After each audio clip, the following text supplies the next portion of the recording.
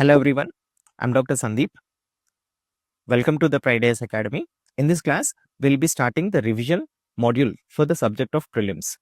What we firmly believe is having a strong basics can make your life easy in attempting the prelims examination. The main purpose and the main aim for this revision module is to make you ready to attempt the prelims for UPSC examination very confidently. So we have designed this module with a particular aim to clear everything conceptually and how the UPSC will frame the traps in the questions and what our strategy should be to answer those questions in the prelims. So for that purpose, we have divided the entire syllabus of prelims polity subject into 27 classes. In these 27 classes, we'll be covering the major themes in the form of constitutional foundations, the core constitutional features, the union institutions, the state and the local government, along with the federal features and the state structure, and the constitutional bodies and the governance. And the PDF material for this is available freely in our website. You can check it. And in this 27 classes, we have framed a class structure in a particular way so that you will never miss any single topic. And you'll be conceptually very strong and understand the traps what a UPSC will frame and decode it properly. So before getting into the class 1, let me ask you a simple question, like if there was no state, no government and no constitution tomorrow morning, what exactly would collapse first in the ordinary human life? Is it a security, or the rights of the citizens, or is it a market, or justice, or trust? Rather than beating around the bushes, we need to have a strong conceptual base to understand this question and answer it logically and conceptually. So for that purpose, first we need to understand what is a state and what is a government and what is the purpose of constitution, or is a constitution enough? So here, if the state is collapsing, we will lose one among these first. And if the government is collapsed, or if the constitution is not there, certain things will affect first in this order. So in this class, we will try to decode this kind of question. And before decoding it, we will have a conceptual understanding of logic of governance and why the governments are formed and what is the purpose of constitution and what is exactly the constitutionalism and everything. And let me ask you another question. If at all a government assumes power and if it is insensitive to the rights of the citizens, what will control the power of the government?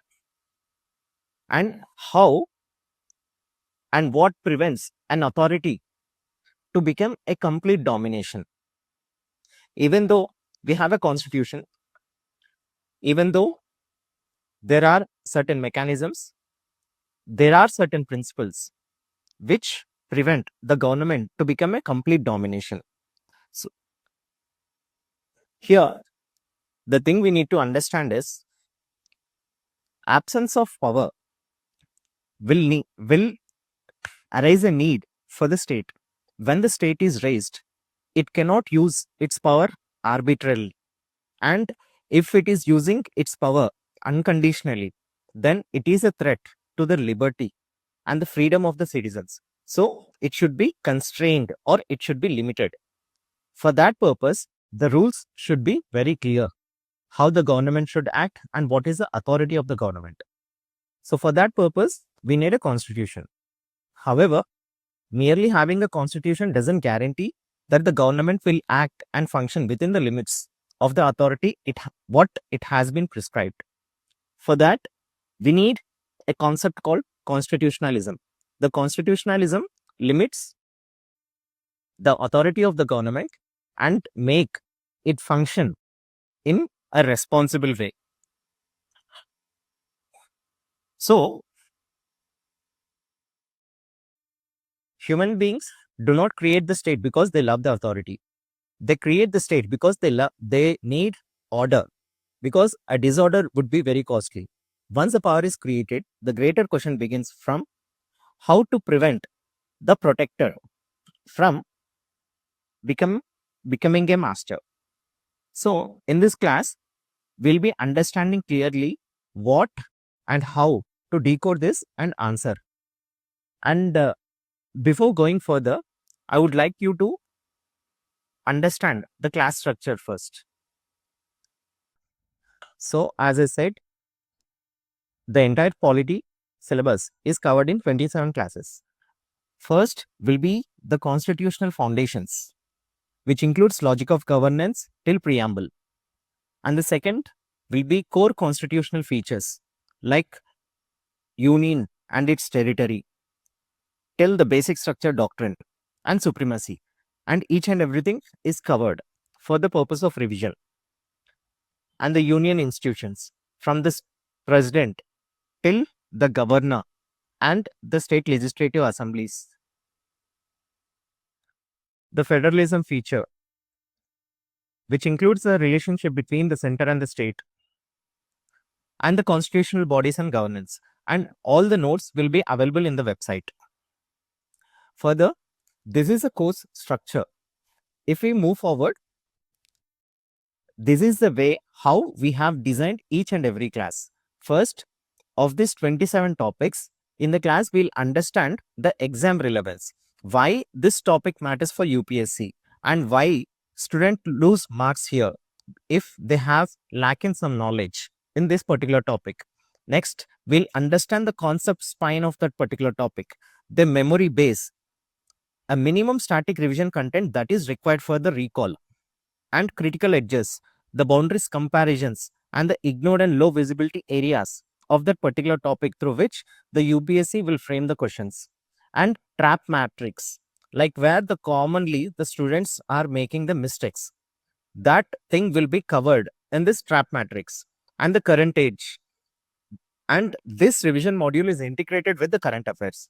So, in that particular topic, whatever the current relevance of that particular topic since the last 2 years is there will be covered in the class itself. That is linking the static with the dynamic and the answer engine.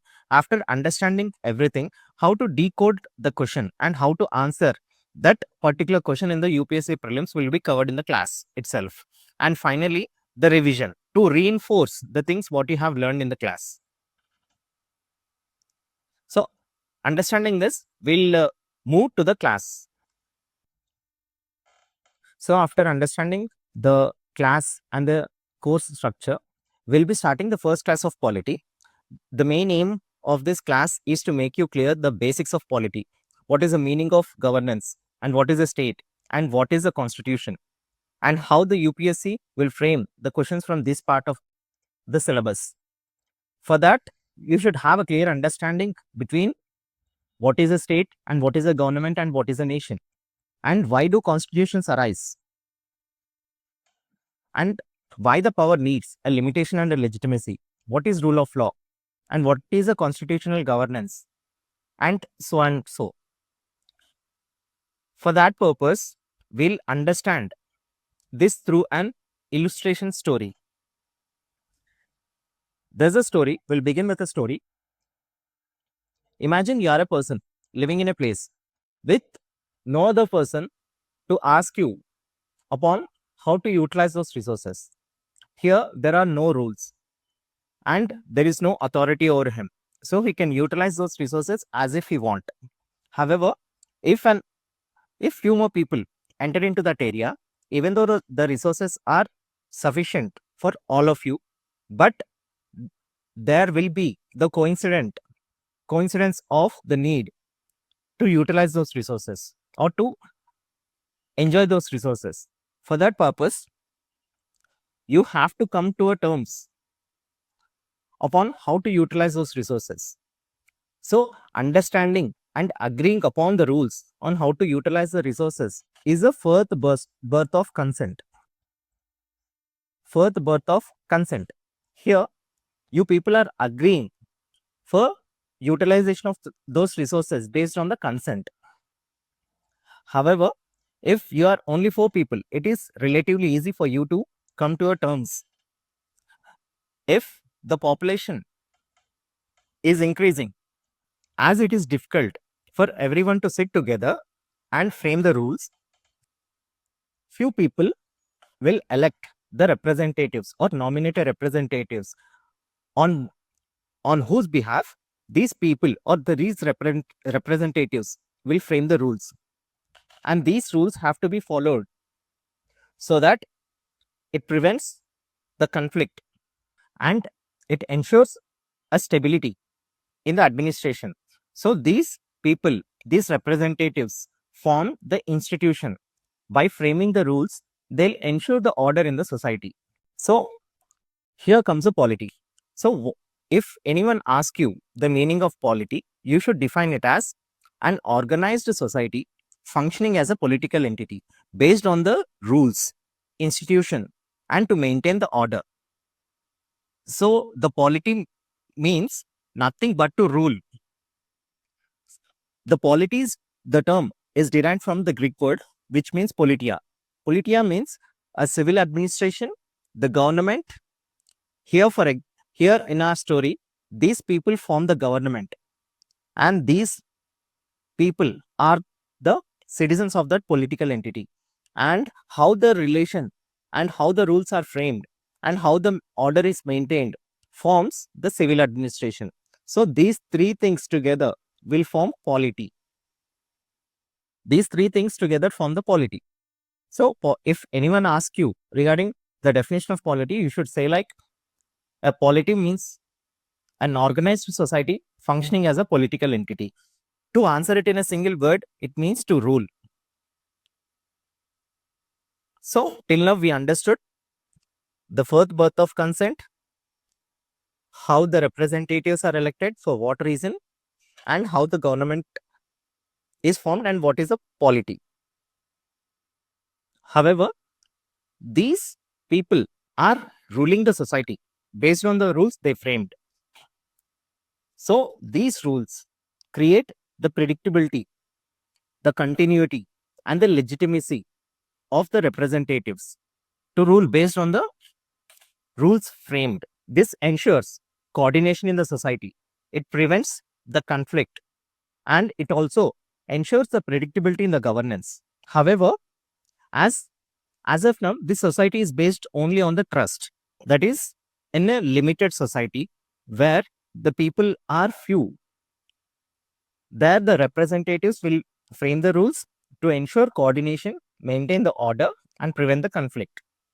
However, merely having the trust in the society is not enough for the betterment of the people and ensure a proper administration.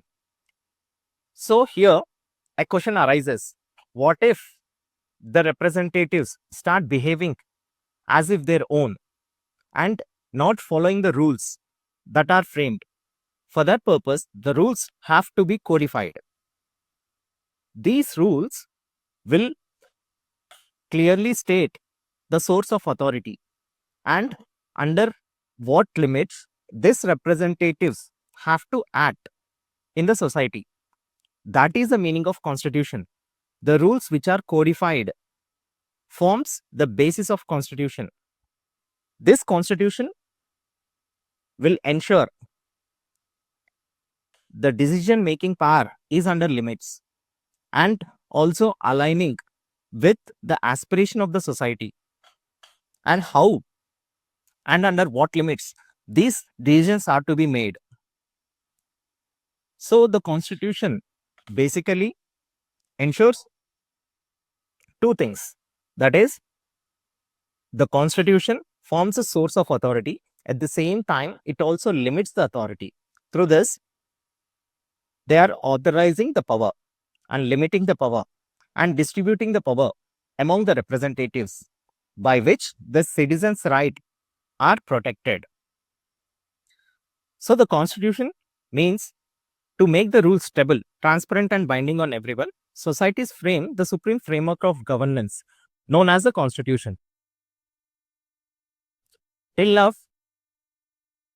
we have understood the birth of consent and representation, the need of representation, what is the meaning of polity, and why the need of constitution arise. The current relevance of this topic includes Niti Aayog in its recent report has released the guidelines on cooperative federalism. This logic of understanding will make us clear about what the Niti Aayog is trying to convey and how it is coordinating the functions between the center and the state. In the area of digital colonialism, where the data is being transferred out of the border, which has a danger of influencing the actions of the people inside the state, forms a major understanding. So, in the era of digital colonialism, we need to understand what is the purpose of the relation state, center, or the government and the people living in there, and how we need to regulate the big tech companies, and what is the purpose of internet shutdown, and how India AI governance guidelines are related to this. The DPDP rules of 2025, cooperatives and new cooperative governance architecture, all these things have their basis in the static portion what we have, and these current affairs are discussed in the later part of the session. So the whole chapter can be reduced to one chain. The human societies have evolved first due to the need for order, security and coordination. There a government or a state has emerged. However, an emerged state can use the power arbitrarily. So, there should be a limitation on that power for which the constitutions have arisen. So, as of now, based on our understanding, constitution is not just a book of articles. It is the answer for four prior questions. Who governs and by what authority, under what limits, and for whose benefit?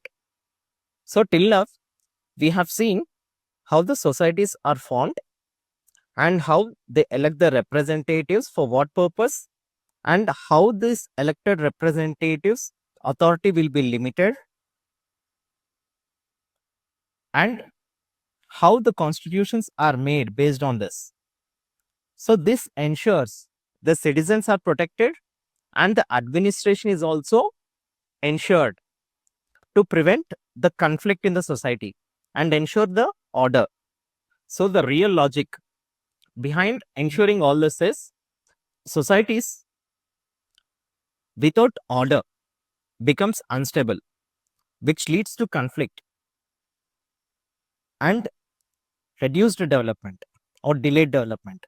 The power without legitimacy becomes a domination. The rights without institutions become empty promises. That is, if the government or the elected representatives act on their own, there is no protection of rights of the citizens.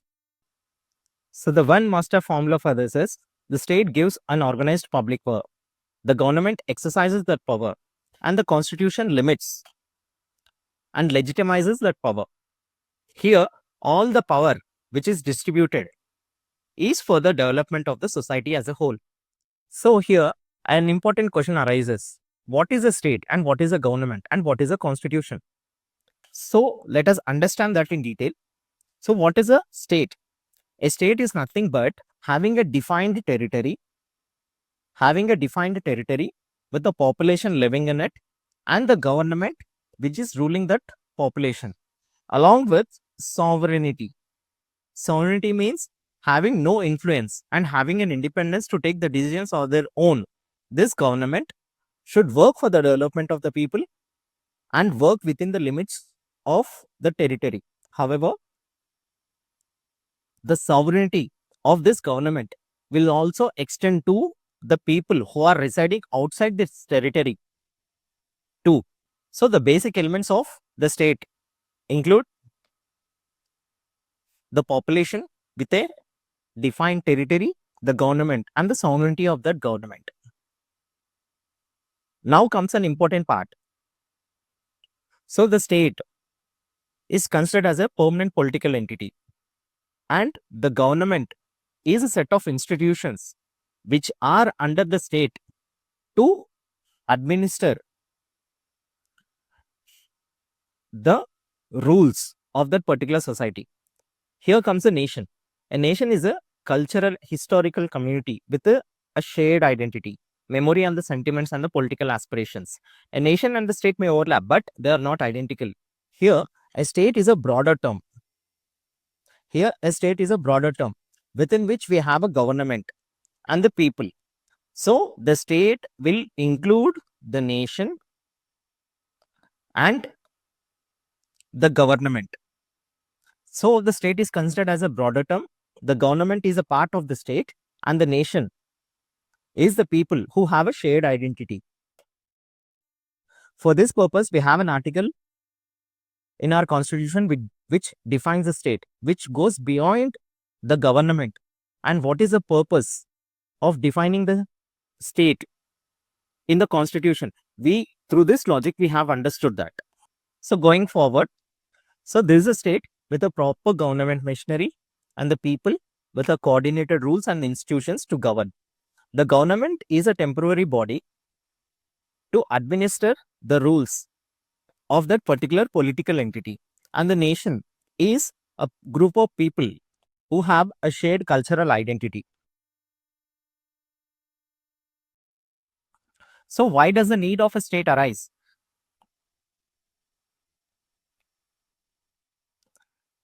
The state arises because the complex society requires an order, a security, a law, and adjudication. The need of a state arises also to tax and resource coordination, and to provide the public goods, and to prevent the conflict. If at all there is a conflict, to ensure the resolution of the conflict and have a collective decision making. For all these purposes, the state is required.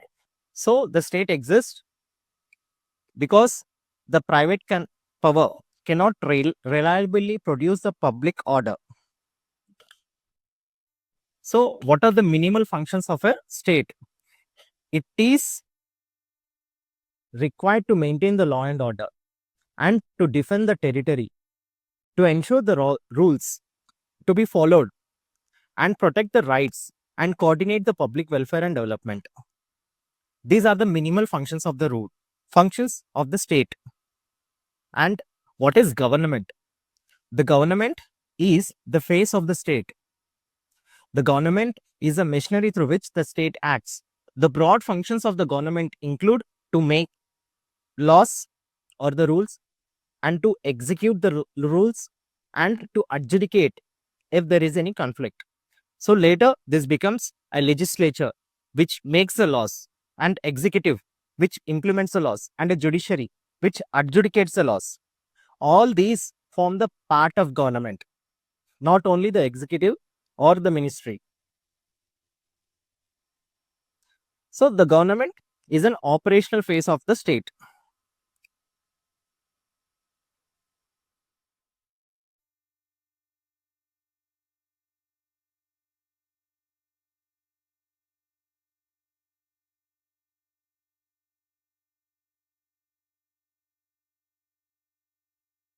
So what is the need of a constitution? The government cannot act on its own, as we have discussed in previously in the form of a story.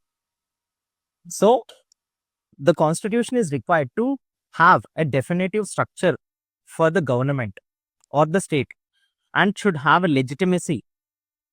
Legitimacy means like the authority to rule, and having a source of its function.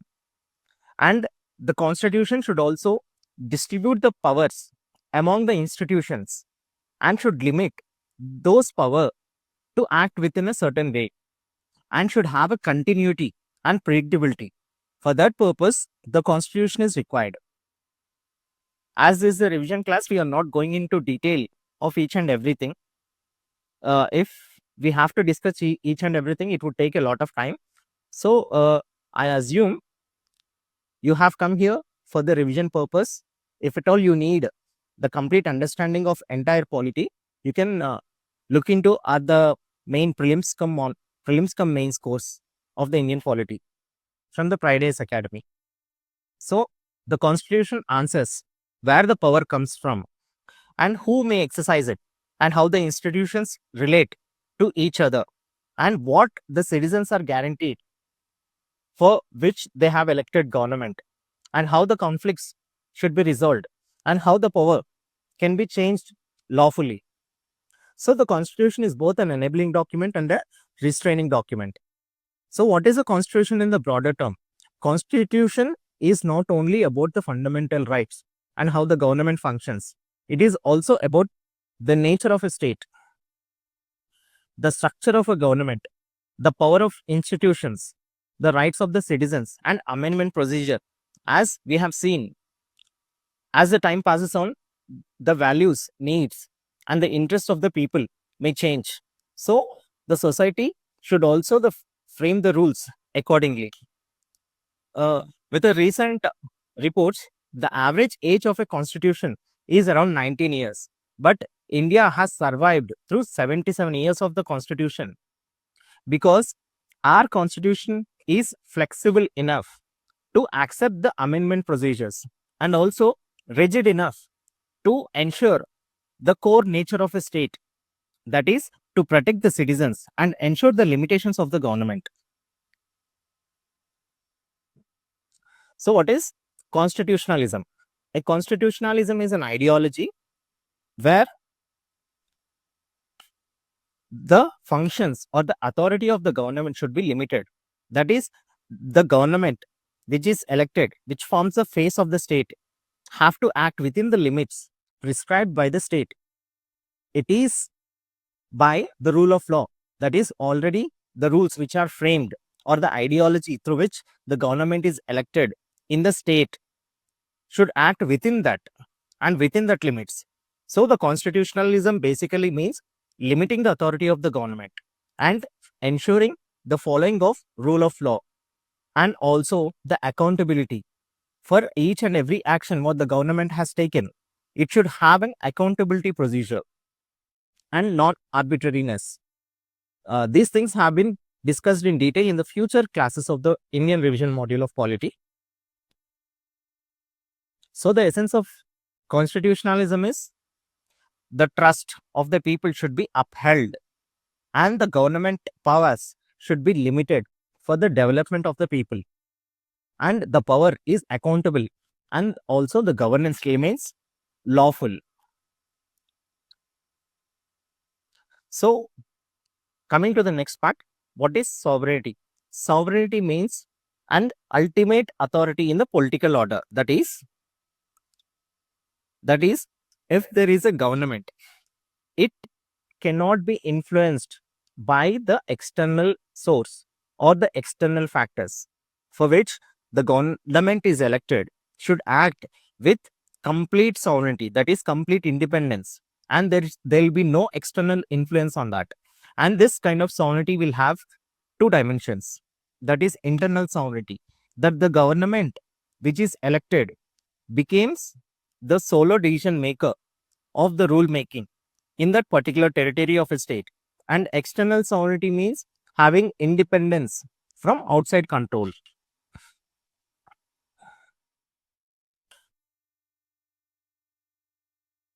So in current governance framework, as we have discussed in the current base sheet, in the current governance debates, sovereignty includes the data control, the digital infrastructure, the platform dependence, AI capability, and technological autonomy. Here, the data control means whatever the data we are providing to the digital platforms is transferred outside India. So the data is stored is somewhere in the data centers, which are used by these data platforms to influence the behavior and actions of the people inside the India. So the government should have an authority to control the data collection and ensure the digital infrastructure are maintained and which will not erode the aspirations of the people in India. And the government should have a complete control upon how to ensure the development of its citizens. In an era of AI capability, this kind of governance carries a significant importance. So these things are discussed when we are discussing about that particular topic.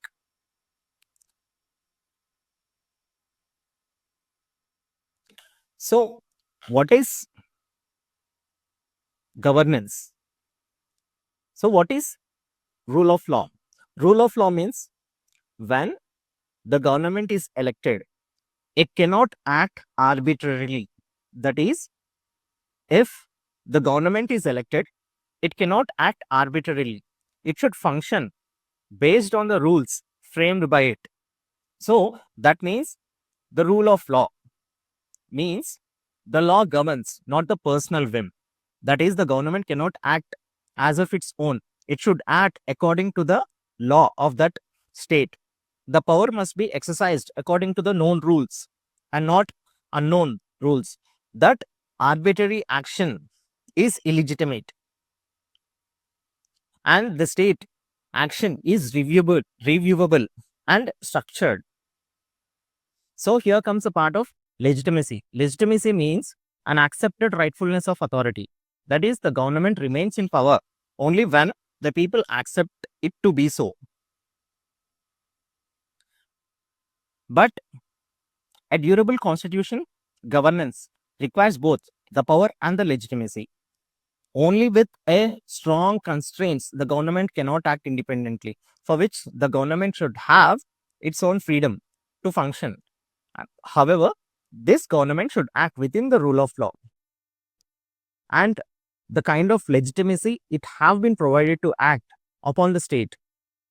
So what is constitutional authorization? And what constitutional authorization means, a constitution is authorizing the government to act in a certain way, and the democratic consent in the form of periodic elections and the legal process through which the government can frame the rules and implement it.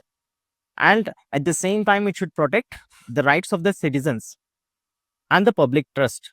So the sources of legitimacy in the modern constitutional states include the constitutional authorization to the public trust. And coming to the part of state capacity. The state capacity means the ability of the public institutions to make the laws, implement the laws, collect the taxes, coordinate the resources, regulate the markets, and deliver the services what the people aspire for, to maintain order, to maintain security, and to ensure the rights of the citizens are protected. All these form the state capacity. A weak state cannot protect the liberty well. A strong state without a constitutional restraint threaten the liberty. So coming to the governance and the government difference. Government is a machinery through which the state acts. Governance is a wider process of decision making and implementation involving the state institutions which regulate the local bodies, the government, and everything. Governance is a wider process of decision making and implementation involving the state institutions, regulators, local bodies, markets, civil society. These are the instruments through which the government will act. Coming to the critical edges part, as of now, we have understood what is a state and what is a government, and what is a state and what is a nation, what is the constitution and what is the constitutionalism, what is the power and what is the authority, what is sovereignty and what is capacity, what is the government and what is the governance. The state is a broader term. The government is the face of the state through which it administers. What is a state and what is a nation? The state is a broader term, and the nation are the people who are having a common historical and cultural identity with a political aspiration. And the constitution is the codified rules.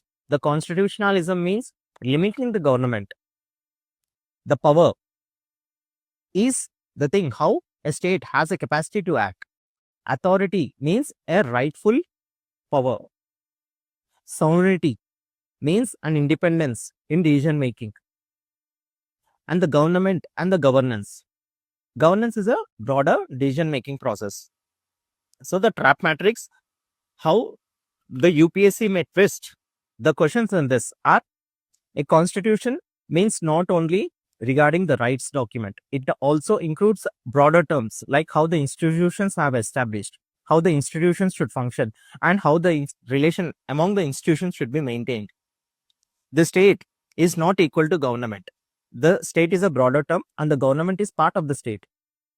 A strong state means automatically not equal to the constitutional state. A strong state means which can implement the laws, which can make the laws, and which can adjudicate, which is having a capacity to produce or to deliver the public goods and to ensure the security. That is the meaning of a strong state. Sovereignty means only border control. No, this is a wrong statement. Governance means a softer word for government. No, governance is a wider part of decision making. The rule of law means the government by many laws. No, the rule of law means the government acting within the framework of laws. So with this, we have completed the first class. We meet in the next class. Thank you.